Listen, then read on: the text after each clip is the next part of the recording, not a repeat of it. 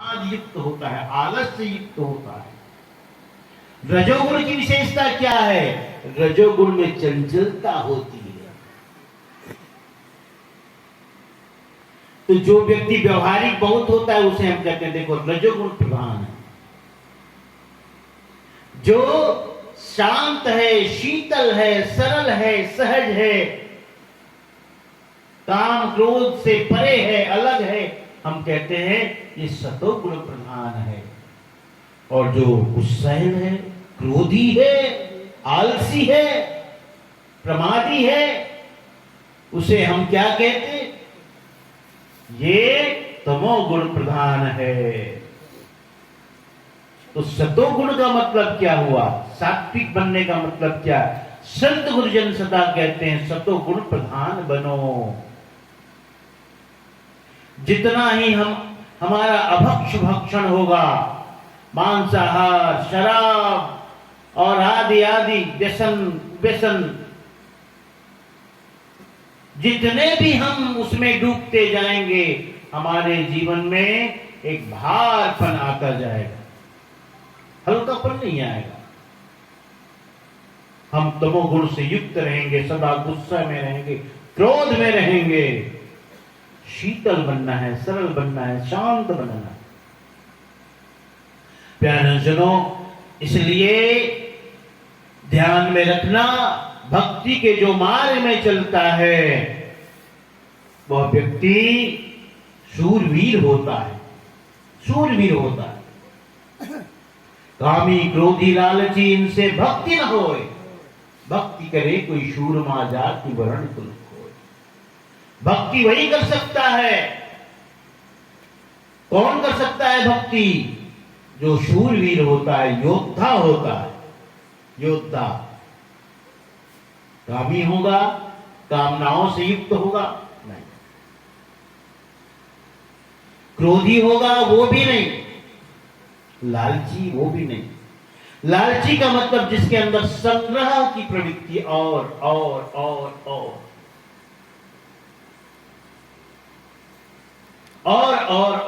जिसके अंदर। और क्रोधी का मतलब है जिसकी इच्छा प्रबल है, कामना प्रबल है, और जब कामना की पूर्ति नहीं होती वही क्रोध उत्पन्न होता है, वही क्रोध उत्पन्न। तो भक्ति के लिए शूरवीरता चाहिए। कोई बड़ी जाति में पैदा होने से कोई बहुत बड़ा भक्त नहीं होता, कोई भी हो सकता है भक्त, कोई भी हो सकता है। ध्यान में रखना। इसलिए मैं आपसे कहता हूं, शूद्र जो तथाकथित शूद्र वर्ण कहे जाते हैं, तथाकथित वैश्य वर्ण कहे जाते हैं, तथाकथित जो क्षत्रिय और वैश्य ब्राह्मण कहे जाते हैं, हमारे कबीर पंथ में वर्ण व्यवस्था मान्य नहीं है, सब बराबर है। अरे हम साहेब बंदगी कहते हैं, वो भी तो अर्थ समझो।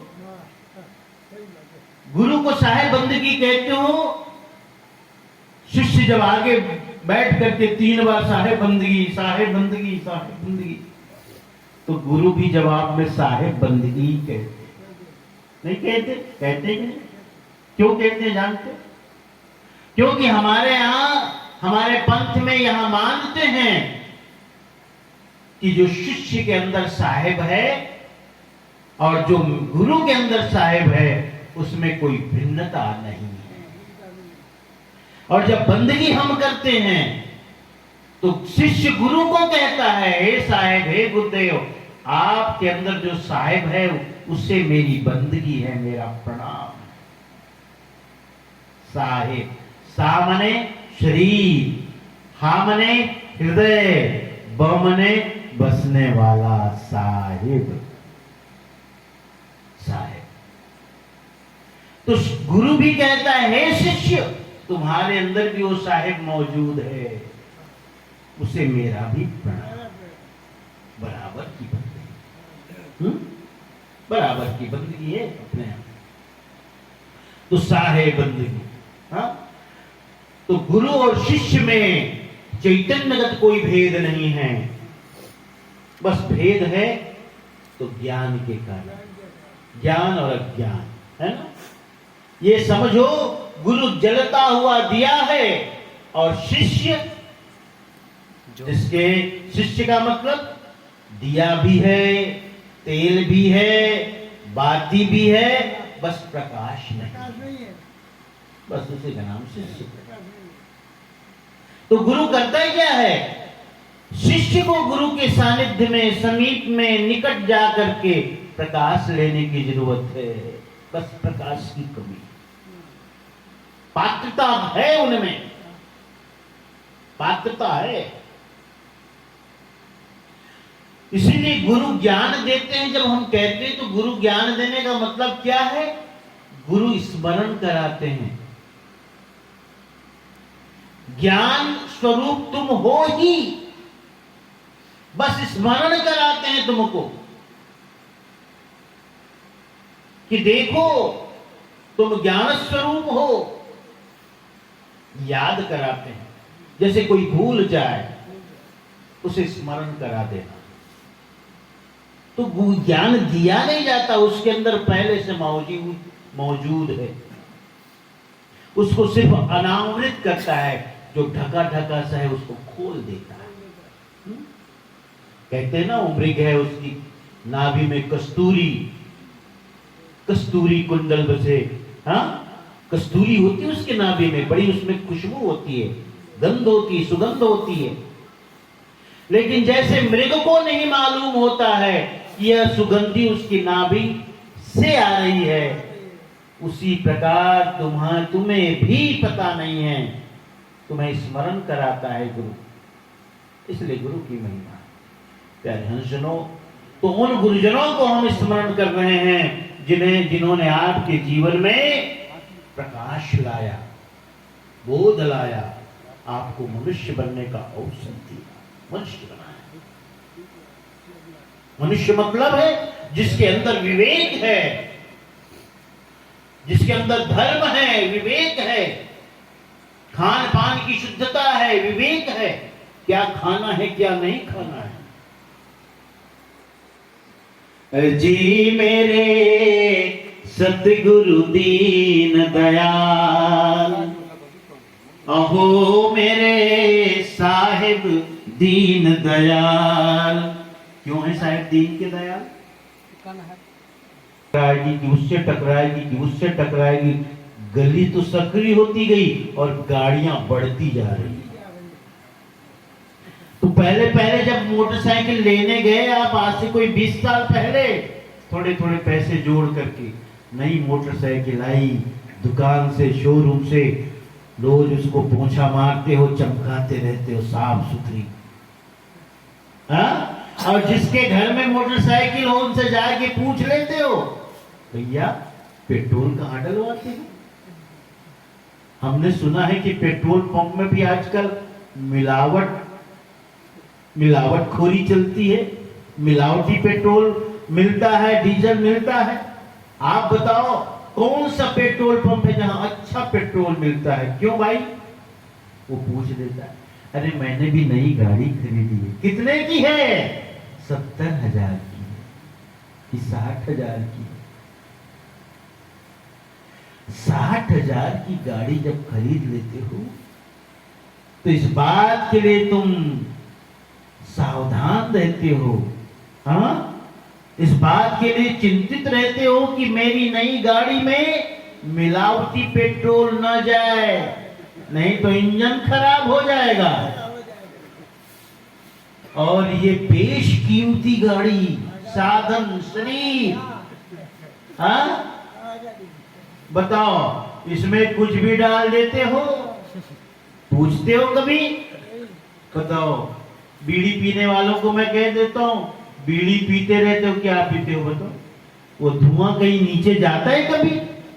उसको ढकेलते हो, जबरदस्ती ढकेलते हो। हमेशा धुआं ऊपर उठता है और तुम उसे नीचे भेजते हो। गलत बात है। और उसे पी करके क्या होता है? मुंह से बास आती है, हाँ, मुंह से बास आती है, कितनी प्रकार की बीमारियां होती है, कैंसर होता है, सब होता है। जो तंबाकू खाने वाले हैं उनकी बात सुन लो जरा। तंबाकू खाया कि लगा थूकने, तंबाकू खाया और थूकने लगा। कभी मैं ट्रेन में सफर करता था, मेरे सामने बैठा, उसने ऐसे ऐसे ऐसे किया, ये करके डाल दिया मुंह में डाला, तब से थूकता था, खिड़की में थूकता था। ट्रेन चलती थी तो हवा से मेरी तरफ भी थूक आ जाती। मैं कहा भैया ये क्यों थूकते हो तुम, क्या थूकते हो, क्या खा लिए जो? हम तो जब से बैठे एक बार नहीं थूके, और तुम क्या खाए हो कि थूकते हो? कहे साहब जी हम तंबाकू खाए महाराज जी। तो हम जो खाते हैं उसको थूकने के लिए थोड़ी खाया जाता है, बोलो। रोटी खाते हैं, हम भोजन करते हैं, कुछ भी खाते हैं, थूकते तो है नहीं। तुम क्या चीज खाए हो जो थूकते रहते हो? उसने कहा कि ये तंबाकू है। मैं कहा भैया जिसको खाने के बाद थूकना पड़े उसको थूक ही दो ना एक बार। एक ही बार थूक दो। तो देखो हम अपने शरीर के साथ कितना अन्याय करते हैं। हाँ, मुख में तंबाकू, सिगरेट, बीड़ी,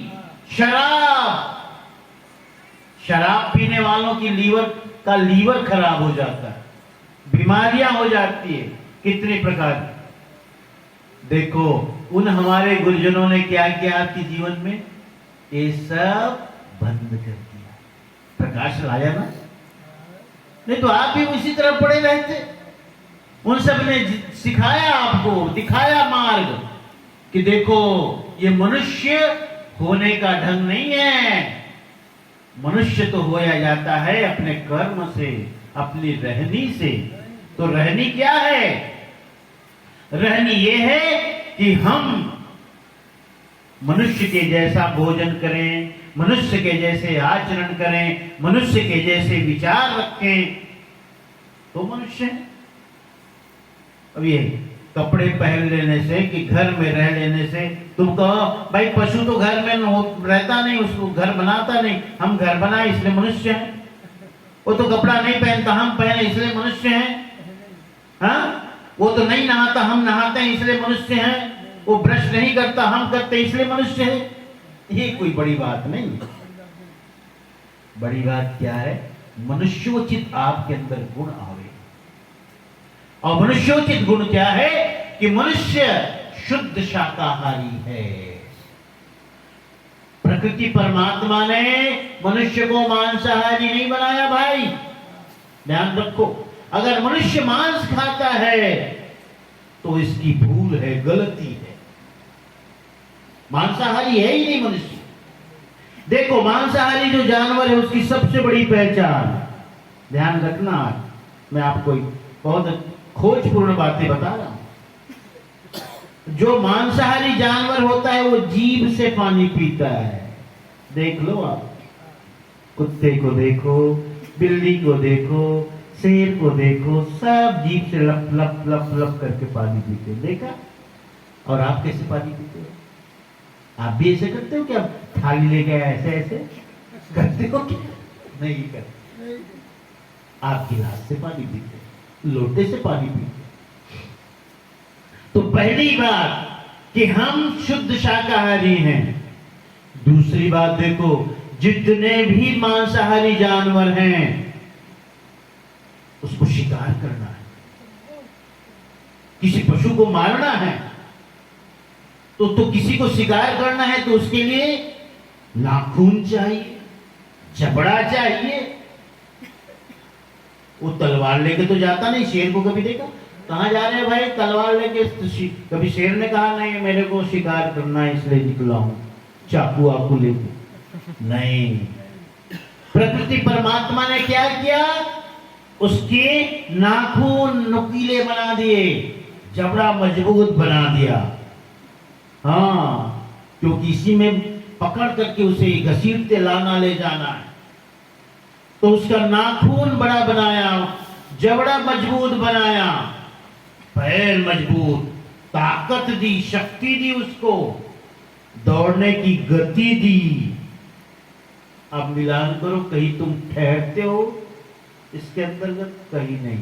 तुम्हारे नाखून भी मजबूत नहीं, जबड़ा भी मजबूत नहीं, भाग भी नहीं सकते, शक्ति भी नहीं। इसलिए आप शुद्ध शाकाहारी हो, और जो खाते हो ना मांसाहार करते हुए, तुम्हारी बस स्वाद के कारण चटोर हो तुम, चटोरता के, चाटुरता के कारण, और कोई कारण नहीं। तो ये कौन सिखाया? उन गुरुजनों ने सिखाया। हाँ?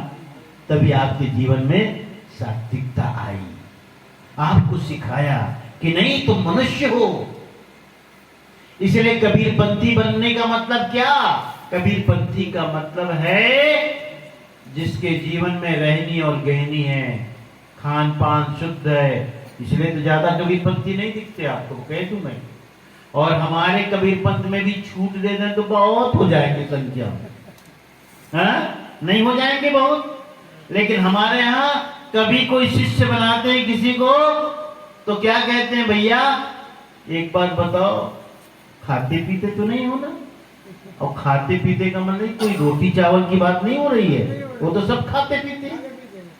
खाते पीते का मतलब है अभक्ष का भक्षण तो नहीं करते, मांसाहार आदि का, मीट मटन आदि का। कहते हैं नहीं। फिर दूसरी बात तत्काल पूछते हैं, क्या शराब आदि का पान तो नहीं करते? हाँ? तो भी अगर वो नहीं कहता है तभी हम कहते हैं तुम शिष्य बनने लायक हो। और यदि इसमें छूट दे दें तो कबीरपंथियों की संख्या सबसे ज्यादा होगी, सबसे ज्यादा होगी। तो यह जो जीवन में रहनी, जीवन में प्रकाश किसने लाया? उन गुरुजनों ने, है ना? इसलिए कबीर पंथ में आप हो, सबसे सुंदर पंथ में हो, सबसे अच्छे मार्ग में हो आप। प्यारे हंसजनों, आप कबीर पंथी हो, यह इस बात को जानकर हमें बड़ा गौरव होता है, गर्व होता है। और चौबारी ग्राम के जो भक्त हंसजन हैं, अपने गुरु, अपने गुरुद्वारा यानी राजकोट धाम और अपने वर्तमान महान श्री नरसिंहदास साहब के प्रति अत्यंत निष्ठावान, अत्यंत समर्पण के भाव से, है ना, उनकी पूजा आराधना उपासना करने वाले आप सब भक्त हंसजन हैं।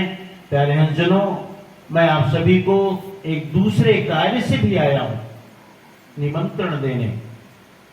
महायज्ञ गोत्री आरती अगले साल होनी है ना, महायज्ञ गोत्री आरती। और ये कार्यक्रम किस लिए हो रहा है? पंत श्री हजूर मुकुंद मणिराम साहेब की यादगारी में। हमारे गुरुजन हैं, मुकुंद मणिराम साहब इधर भी आए हुए हैं, आपने दर्शन किया होगा। वर्तमान आचार्य साहब वर्धनाम साहब, उनसे पूर्व मुकुंद मणिराम साहब। देखो कबीर पंथ की व्यवस्था को समझो। पूरा कबीर पंथ मानो एक राज्य है, एक स्टेट, एक राज्य, एक जागीर। तो उस राज्य का आचार्य गुरु जो होता है वो राजा होता है। आचार्य कौन होते हैं? कबीर पंथ के राजा, सिरमौर, सर्वोपरि। और जो पंथ के राजा आचार्य होते हैं वो साक्षात सत्पुरुष से आशीर्वाद प्राप्त किए होते हैं, साक्षात। तो जहां आचार्य निवास करते हैं उस स्थान को हम कहते हैं आचार्य गद्दी। क्या कहते हैं? आचार्य गद्दी कहते हैं। तो आचार्य गद्दी हमारी कौन सी है? खरसिया है। और खरसिया कहां है? बैठना बैठना भी थोड़ी देर। खरसिया कहां है आपको बताऊं? खरसिया है छत्तीसगढ़ में। और खरसिया जाने के लिए गांधीधाम से भी ट्रेन जाती है। सप्ताह में एक बार आप जा सकते हो, हम आपको बुला रहे हैं। तो पहले अपने आचार्य गद्दी के बारे में सुनो। ये आचार्य गद्दी खरसिया जितने भी महंत साहेब हैं, चाहे वो गुजरात में, चाहे मध्य प्रदेश, बिहार, राजस्थान, सब उन सब महंत साहेबों का गुरु स्थान आचार्य गद्दी होता है। ध्यान में रखना, व्यवस्था को समझो। आपके गुरु कौन है? नरसिंहदास साहेब। और नरसिंहदास साहेब के गुरु कौन हो गए? समदास साहेब तो हैं, लेकिन अर्धनाम साहेब, है ना? तो वो गुरु के गुरु हुए। व्यवस्था यही है। जो महंत साहब के गुरु होते हैं वो आचार्य साहब होते हैं, और संत और भक्तों के गुरु कौन होते हैं? मान साहब होते हैं।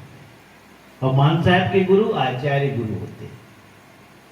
और उन्हीं आचार्य गुरु के निवास में जहां उनकी गद्दी बनाई गई वो है खरसिया, और खरसिया में ही यह कार्यक्रम 3 दिन का है। अगले साल 3, 4 और 5 फरवरी महीना 3 तारीख, 4 तारीख और 5 तारीख। हिंदी महीना में माघ सुदी त्रयोदशी, चतुर्दशी, पूर्णम। दिन के अनुसार शुक्रवार, शनिवार और रविवार वहां एक बहुत बड़ा आयोजन हो रहा है, बहुत बड़ा, उस आचार्य गद्दी में। और ये आचार्य गद्दी में जो कार्यक्रम हो रहा है, अभी आपको मैंने बताया, पंच हजूर मुकुंद